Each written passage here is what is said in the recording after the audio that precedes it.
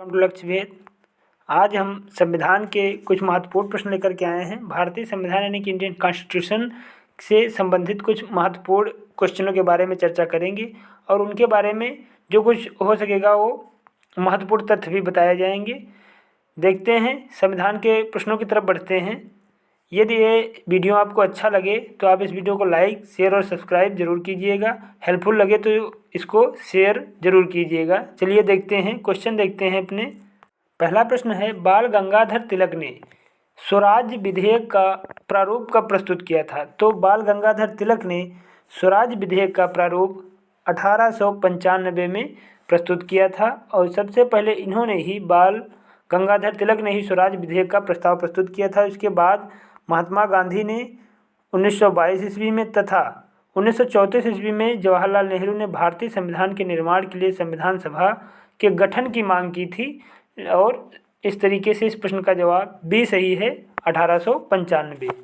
अगला देखते हैं, किस एक्ट के द्वारा कोलकाता में सुप्रीम कोर्ट की स्थापना की गई थी? तो 1773 के रेगुलेटिंग एक्ट के द्वारा कोलकाता में सुप्रीम कोर्ट की स्थापना की गई थी और इस कोर्ट में एक मुख्य न्यायाधीश और 3 अपर न्यायाधीश होते थे। इसमें प्रथम जब इसकी स्थापना हुई थी उस समय इसके प्रमुख न्यायाधीश थे सर एलिजाह इन्फे और अन्य जो 3 न्यायाधीश थे उनमें थे चैम्बर्स, लिमेस्टर और हाइड। ये अन्य 3 न्यायाधीश थे। तो इस तरीके से इस प्रश्न का जवाब ए सही है, रेगुलेटिंग एक्ट। और इसी के माध्यम से इसी एक्ट के द्वारा दीवानी अनुदान के फलस्वरूप कंपनी बंगाल, बिहार और उड़ीसा प्रांत की वास्तविक शासक बन गई थी और इस अधिनियम के द्वारा ही बंगाल के गवर्नर को बंगाल का गवर्नर जनरल पद नाम दिया गया था और कलकत्ता के गवर्नर को बंगाल, बिहार एवं उड़ीसा के लिए भी विधि बनाने का अधिकार इसी के अंतर्गत दिए गए थे। तो इस तरीके से इस प्रश्न का जवाब ए सही है, रेगुलेटिंग एक्ट 1773। अगला देखते हैं, किस एक्ट के द्वारा सिविल सेवकों की भर्ती एवं चयन हेतु खुली प्रतियोगिता का प्रारंभ किया गया?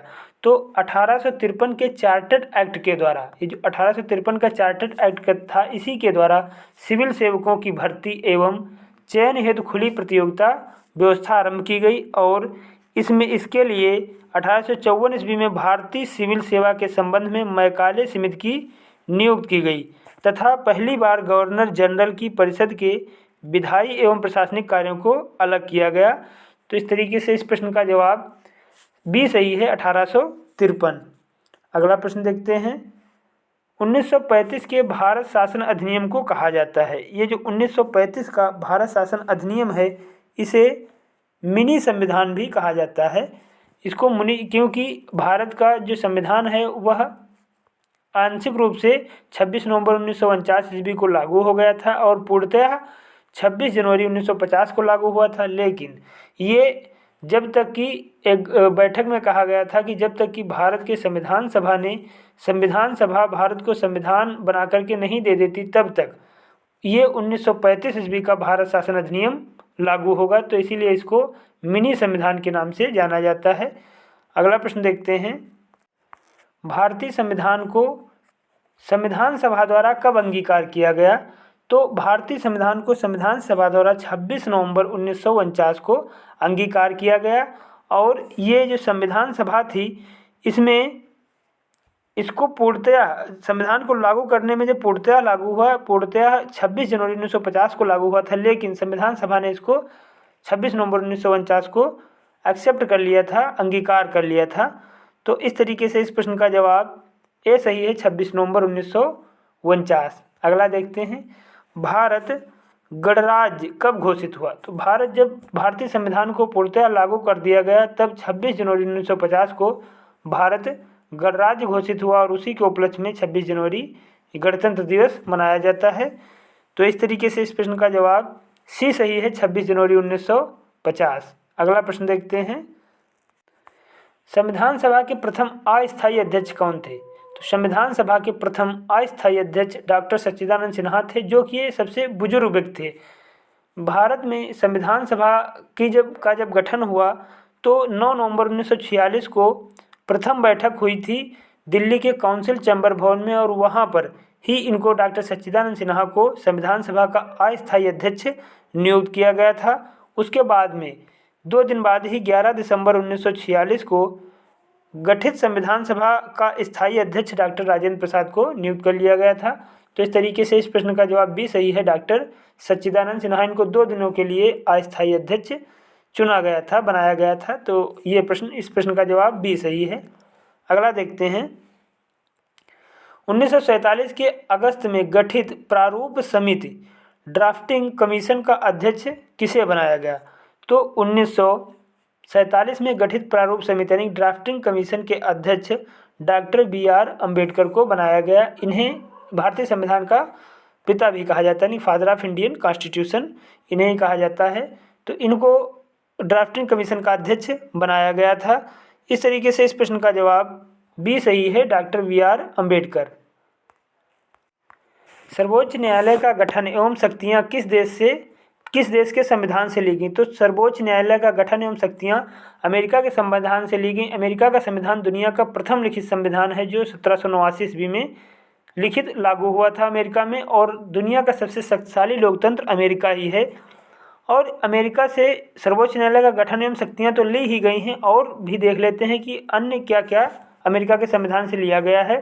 तो संयुक्त राज्य अमेरिका से ही मूल अधिकार लिए गए हैं, और न्यायपालिका की स्वतंत्रता भी यहीं से है, न्यायिक पुनरावलोकन का सिद्धांत यहीं से है, उपराष्ट्रपति का पद भी यहीं से है, उच्चतम न्यायालय और उच्च न्यायालय के न्यायाधीशों को पद से हटाया जाना भी यहीं से है, और राष्ट्रपति पर महाभियोग भी यहीं से लिया गया है, अमेरिका से ही लिया गया है। तो इस तरीके से इस प्रश्न का जवाब सी सही है, अमेरिका। अगला प्रश्न देखते हैं, राष्ट्रीय ध्वज कब अपनाया गया? तो अपने यहाँ का जो वर्तमान राष्ट्रीय ध्वज है वह 22 जुलाई 1947 को अपनाया गया। तो इस तरीके से इस प्रश्न का जवाब ए सही है, 22 जुलाई 1947। अगला प्रश्न देखते हैं, राष्ट्रीय गान कब अपनाया गया?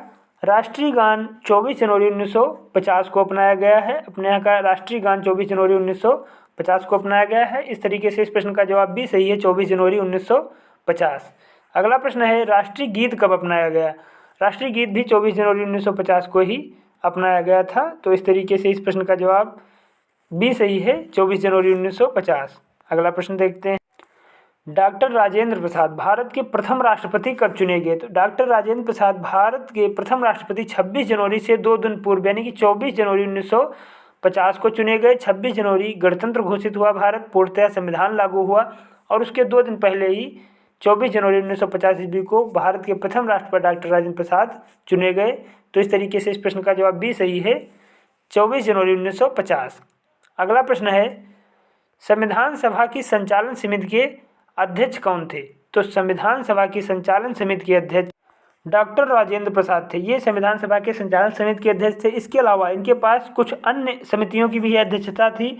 उसमें से अन्य समितियों में से तथार्थ झंडा समिति के अध्यक्ष भी यही थे, और प्रक्रिया निगम समिति के अध्यक्ष यही थे। इसके अलावा ये कार्यालय संचालक समिति जो थी इसके अध्यक्ष डॉक्टर KM मुंशी थे। तो इस तरीके से इस प्रश्न का जवाब भी सही है, डॉक्टर राजेंद्र प्रसाद ये ही प्रथम राष्ट्रपति और संविधान सभा की संचालन समिति के अध्यक्ष भी थे। इस तरीके से इस प्रश्न का जवाब भी सही है। अगला प्रश्न देखते हैं, प्रारूप समिति के सदस्यों की संख्या कितनी थी? यानी कि संविधान के लिए जो स्ट्रक्चर बनाया गया था उसकी जो समिति थी उसके सदस्यों की संख्या कितनी थी? तो उसके जो कमेटी थी उसके सदस्यों की संख्या 7 थी। अब इन 7 सदस्यों में कौन कौन लोग थे? इसमें डॉक्टर BR अम्बेडकर जो कि अध्यक्ष थे इस समिति के, और N गोपाल स्वामी आयंगर ये इसमें अध्यक्ष, ये भी इसके सदस्य थे, और अल्लादी कृष्णा स्वामी अय्यर, कन्हैयालाल मणिकलाल मुंशी थे, और सैयद मोहम्मद सादुल्ला थे। N माधवराव थे। N माधवराव जो हैं PL मित्रा के स्थान पर नियुक्त किए गए थे। और इसके अलावा अगले जो थे DP खेतान, इनकी DP खेतान की 1948 में मृत्यु हो गई थी। तो इनकी मृत्यु के बाद TD कृष्णा गोपालाचारी को नियुक्त किया गया था। तो इस तरीके से इस प्रश्न का जवाब ए सही है, 7। अगला प्रश्न देख लेते हैं, न्यायपालिका की स्वतंत्रता किस देश से ली गई?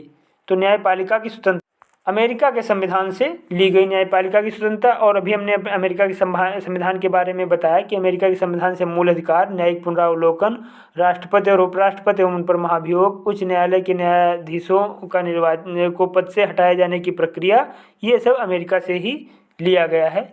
अगला प्रश्न देखते हैं, मौलिक अधिकार संविधान के किस भाग में है?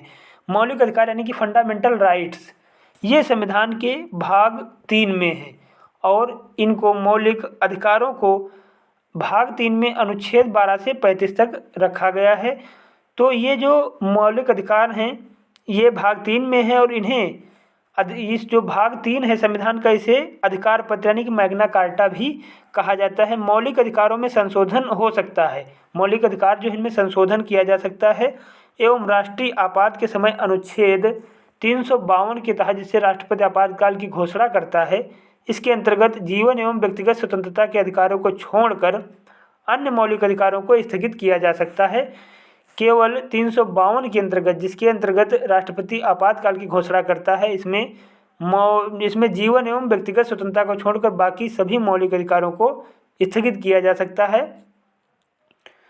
प्रारंभ में जब संविधान लागू हुआ तब संविधान में 7 मौलिक अधिकार थे, लेकिन 44वें संविधान संशोधन अधिनियम 1978 के द्वारा संपत्ति के अधिकार को हटा दिया गया और इसको संविधान के भाग 12 में अनुच्छेद 3 का के अंतर्गत कानूनी अधिकार बना दिया गया। यानी कि 44वें संविधान संशोधन 1978 के द्वारा इसको भाग 3 से हटा करके भाग 12 में अनुच्छेद 3 का के अंतर्गत कानूनी अधिकार बना दिया गया।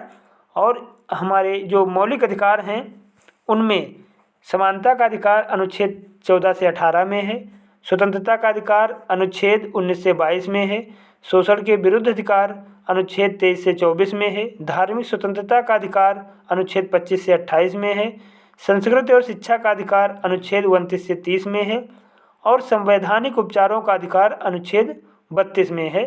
तो इस तरीके से इस प्रश्न का जवाब ए सही है, भाग 3। अगला प्रश्न है, राष्ट्रपति पर महाभियोग की प्रक्रिया किस अनुच्छेद में है?